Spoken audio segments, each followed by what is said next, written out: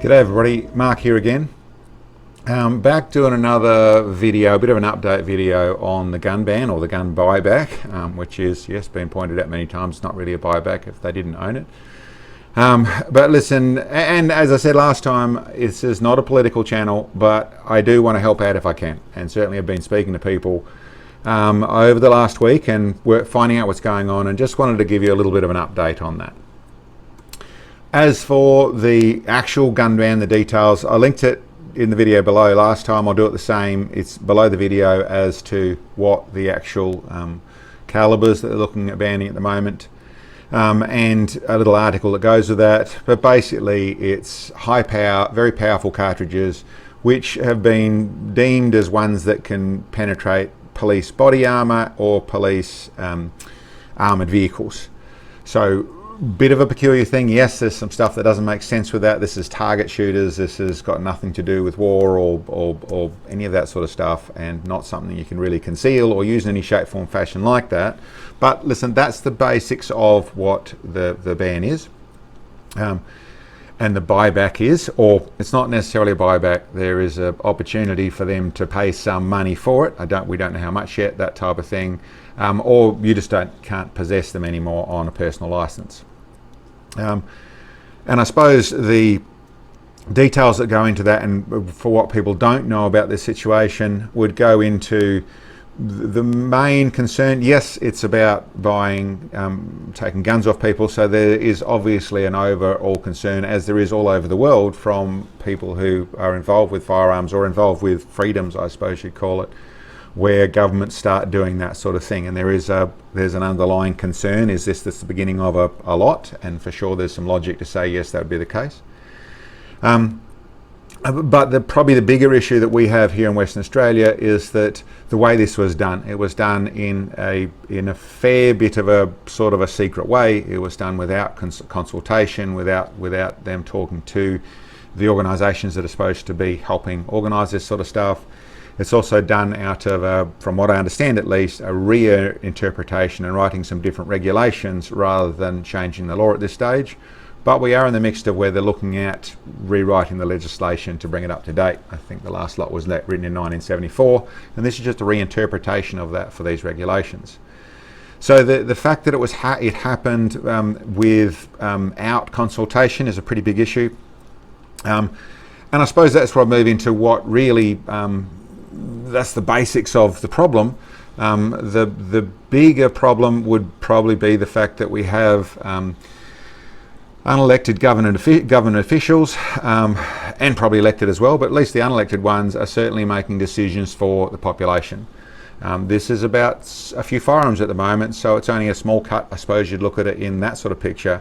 But there's lots of things that are actually under threat and potentially under threat, from four-wheel driving to fishing to hunting to what's going on in your school to all sorts of things that are in the wings that we all sort of know of, and whether that's world news or it's local news or that side of things. When your system starts to make decisions for you rather than decisions that you're in consultation with and your communities want to happen, then that's sort of moving away from democracy, and that's the bigger problem here.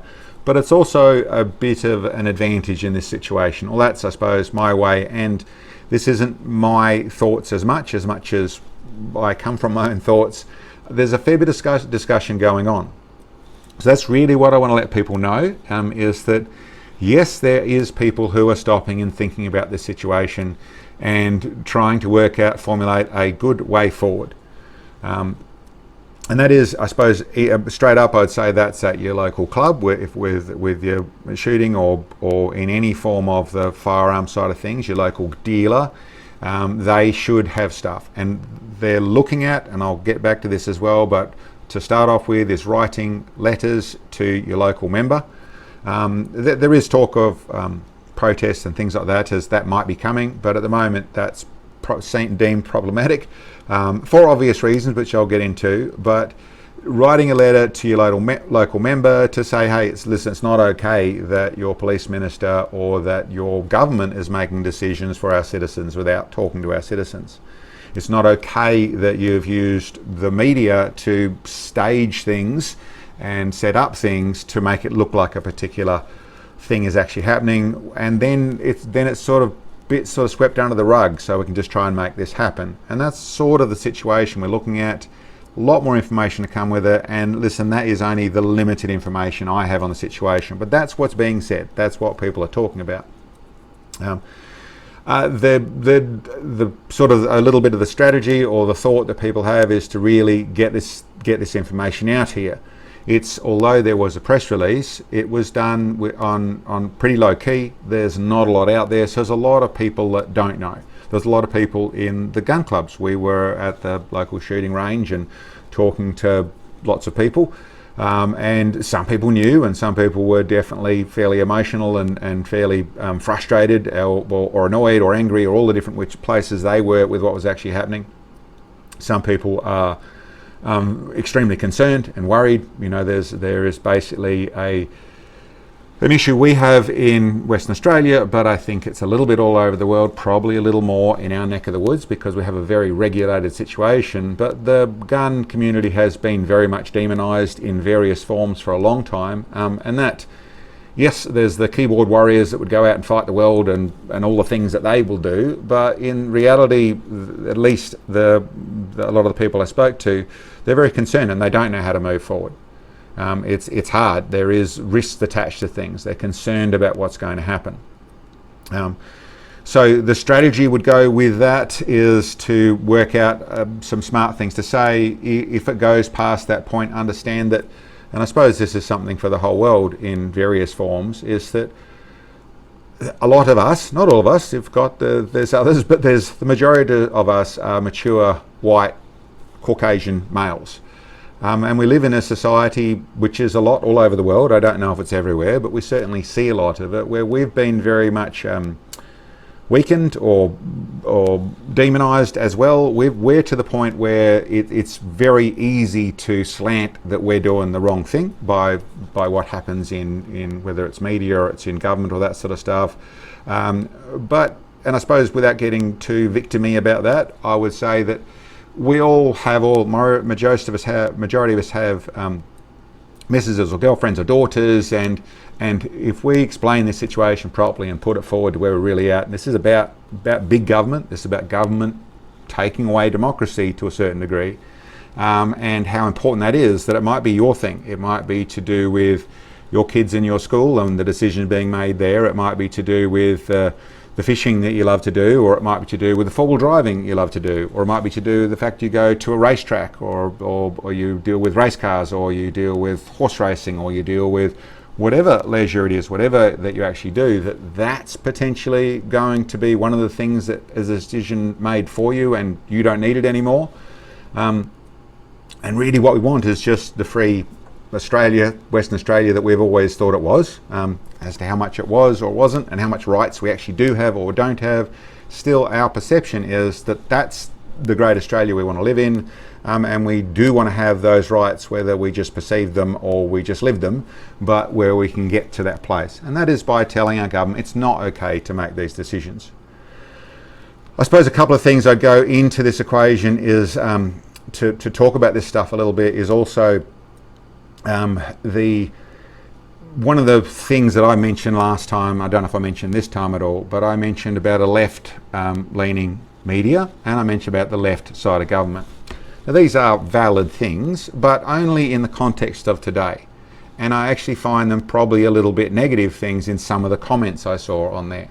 By talking about it being left then and going into a partisan situation, so talking about left and right of government, there's a certain group of people that are going to go, that might be on your side in every other sense and might want the freedoms you do and all the rest of it, but the moment you call the left bad, then they're saying, oh well, John Howard, for those people who don't know, John Howard was a Prime Minister back in 96, I think it was 96, but that was the conservative side of Western government that did a big gun ban, and they'll point that out. But it also means that you're picking on their party, and I don't think this should be about one party or the other party. This should be about government shouldn't be taking control, whichever side it is. And yes, if you're talking about writing to your member and saying, I'm not going to vote for you again, it might be you're voting for an independent, it might be you're voting somewhere else. But it is definitely, that is where we're at in our society. The power of your vote still has worth, and if there's enough of us writing in, then it has worth. The other side of things I'll say in that picking sides side of it is the likes of the police. Now there is some at the top of the police force that have said some stuff that are a part of this. I don't know whether that's a culture issue in looking at what they're doing at, viewing the rest of the world in what body armour is needed and that sort of stuff. It's not where we're at in Australia. Maybe it is just the political grandstanding by itself, and maybe it's more than that, I don't know. But what I want to say is that there is police officers, they can't be named, and they are, and couldn't say it publicly at all, but they have reached out to me to say they're not happy with what's happening there either. They'd much rather well be what it was. That's what they want to do their job for. They're ultimately probably going to have to do what the orders are, but they don't want to be in this situation as well either. They don't want this situation to go down the road of what we're talking about or be involved with this situation either.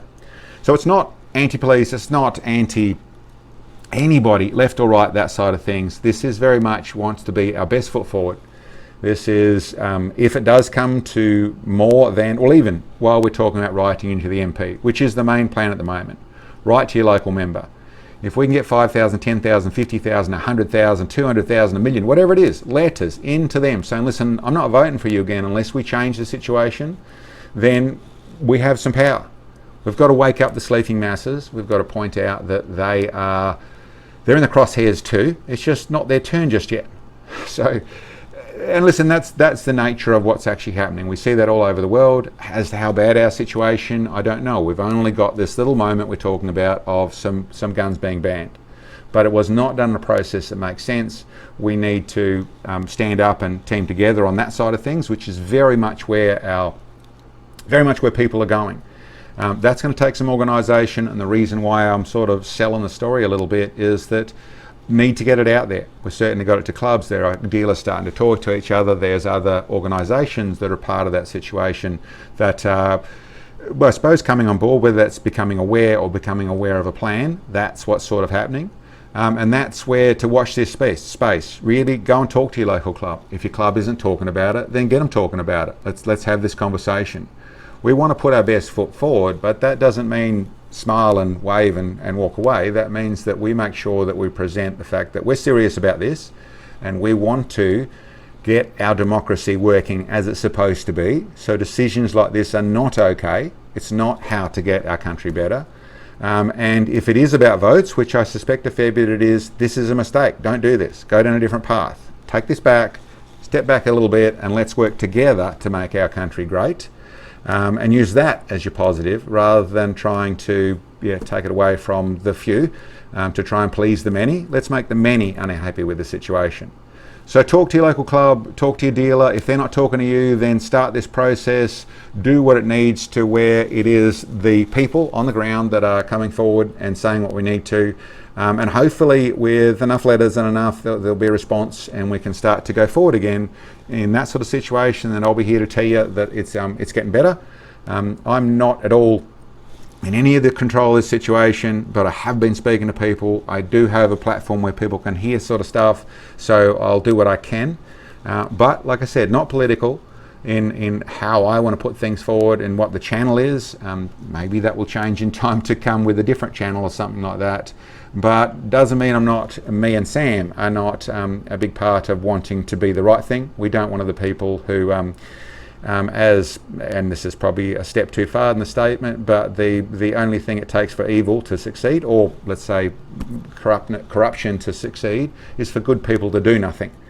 We consider ourselves good people, and that's probably where I'd finish this conversation. Be it a gun owner, be it a four-wheel driver, be it a fisher, be it a hunter, be it whatever it is, there's a certain side in our society that says you're sort of doing the wrong thing. We have the other side of the world that sort of wants to take it all away. And so some situations where we all go quiet because we want to be there, we want to not create that problem. Well, we don't need to get, we want to be positive about this, but we've got to sort of start to stand up, because otherwise it will be taken away. So it's time for us to realise and be who we are, proud West Australians, trying to do the right thing, trying to very legally do the right thing, and we don't want the laws changed to make us not be legal when we've always been trying to do the right thing. Anyway, that's where I'll leave this one. Basically, for everyone who's involved in Western Australia, pass it on. Let's have this conversation. Let's keep this conversation going. Certainly anything you're looking in the way of getting out there and that sort of stuff, best foot forward. And that means, you know, angry white male is not the right the right way forward. Family, Mrs. yourself by yourself, whatever it is, polite, nice, friendly. Let's be as positive as we possibly can be in any of that sort of format. Be constructive, but it's time to stand up. Anyway guys, that's my video for today. I hope that makes some sense. As I said, for people who want the details, I've linked some stuff below, but this is also a conversation for all the people I just mentioned, to talk to them and get more information, and hopefully we can get some more happening.